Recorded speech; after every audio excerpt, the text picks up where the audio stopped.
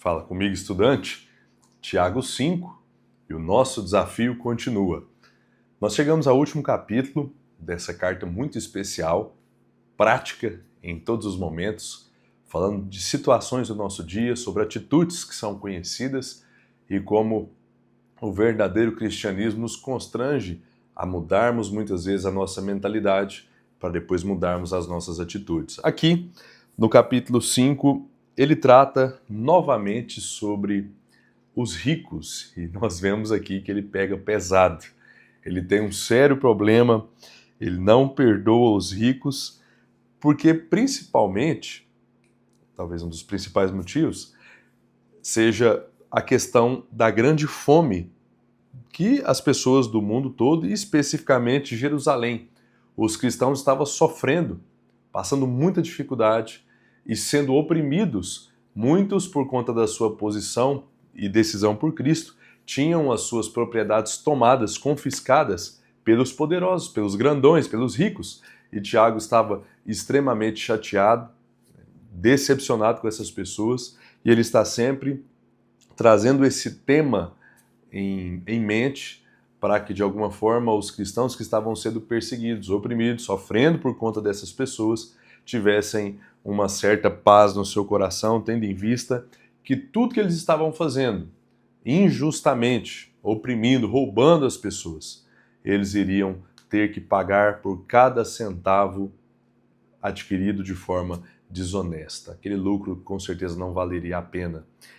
Depois disso ele fala sobre paciência, logo Jesus virá. Ele diz, o justo juiz, ou melhor, o juiz está às portas. Logo ele virá, ele vai punir os ímpios, ele vai julgar os ricos e todos aqueles que não se arrependeram, viverão em pecado aqui nesse mundo e vai finalmente nos buscar, onde nós vamos ter uma nova era para vivermos. Uma vida longe da fome, da pobreza, da tristeza, da dor, de todo tipo de sofrimento e tribulação. Por isso ele diz, esperem assim como um produtor rural. O que ele faz? Ele joga a semente, ele precisa aguardar as etapas de chuva, onde o solo é regado e a planta que ele semeou começa a germinar. Assim deve ser a vida do cristão. Nós devemos ter essa paciência de esperarmos até que todas as etapas dos planos de Deus se concretizem ou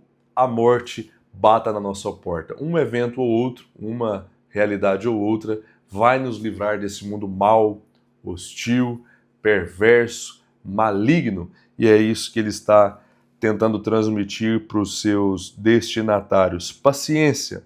Ele usa o exemplo dos profetas, usa o exemplo de Jó, que foi extremamente paciente. São 42 capítulos de muita paciência, até que toda aquela situação chegou a uma conclusão diferente.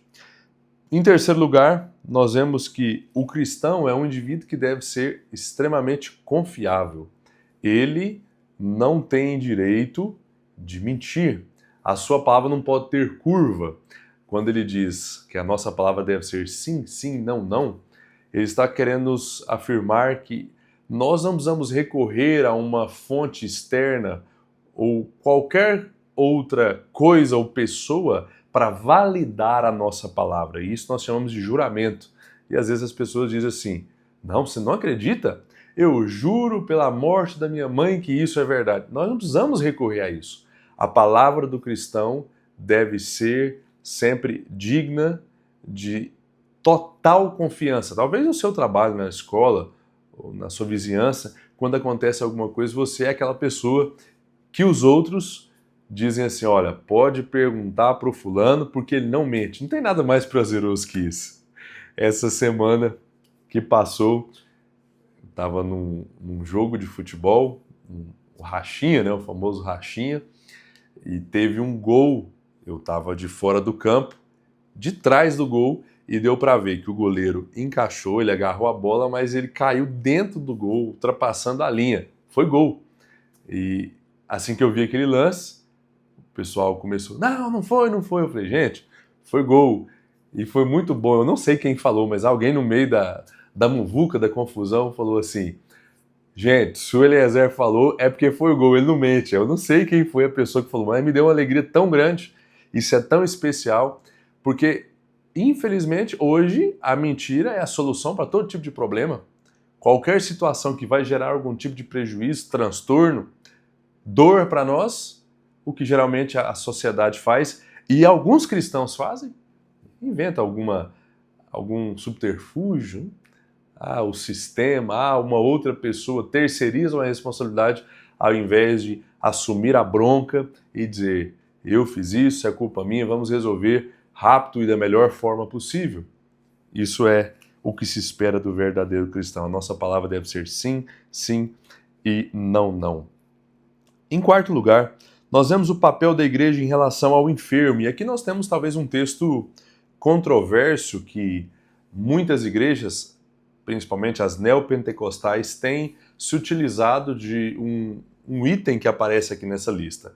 O que a igreja deve fazer quando alguém estiver doente? Naquele tempo, onde a gente não tinha uma medicina tão avançada, médicos, especialistas, exames, a igreja ia até a casa do doente, orava a Deus, nós continuamos fazendo isso, nós temos lista de orações que nós mencionamos, as pessoas que estão usando de algum auxílio, e depois o medicamento que era utilizado para vários tipos de problema naquele tempo, naquela medicina retrógrada, era o óleo.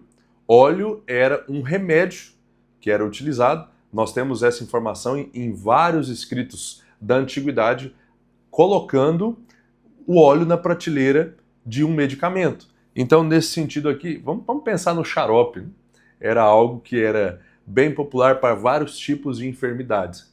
Então, a igreja ora e a igreja, dentro das suas condições, medica. Não é que nós vamos dar uma de doutor e passar um remédio, mas talvez ajudando com a consulta, talvez ajudando com algum medicamento que seja, com algum transporte nesse sentido, tudo que tiver ao nosso alcance. Esse é o papel da igreja. E o óleo aqui não tem nada de místico nisso. Não é apenas para usar a expressão conhecida, né? Para ungir e fazer com que através dessa unção Deus derrame o seu poder. Não, é medicamento. Olha aqui, é remédio e nós precisamos ter isso em mente. Depois disso, nós temos o papel do caído, a pessoa que cometeu algum pecado e talvez algo mais grave, que ela não conseguiu se livrar ainda. O que essa pessoa deve fazer? Ela precisa de sinceridade e confissão. Tem muitas pessoas que ficam meses, anos lutando contra um determinado pecado e não conseguem. Até o ponto que ela decide abrir a boca, confessar, abrir o seu coração e pedir auxílio. E aqui a recomendação que Tiago tem é que nós devemos trabalhar com esse tipo de confissão mútua. A ressalva que eu faço aqui é nós sermos criteriosos em relação à pessoa que nós vamos abrir o nosso coração. Se você escolhe um fofoqueiro, ele vai sair contando para a cidade inteira o que foi que você fez. Se você escolhe alguém que não tem uma maturidade espiritual, ele vai te dar uma orientação contrária ao que a palavra de Deus diz. Talvez falando para você ir para a direção oposta do que deveria ir. Então, muito cuidado nessa questão, mas não lute sozinho. Há quanto tempo, talvez você que está nesse desafio está lutando com um pecado específico e está lutando sozinho. Quanto tempo faz que isso é realidade na sua vida? Eu queria que você considerasse isso. Quantas semanas? Meses? Anos?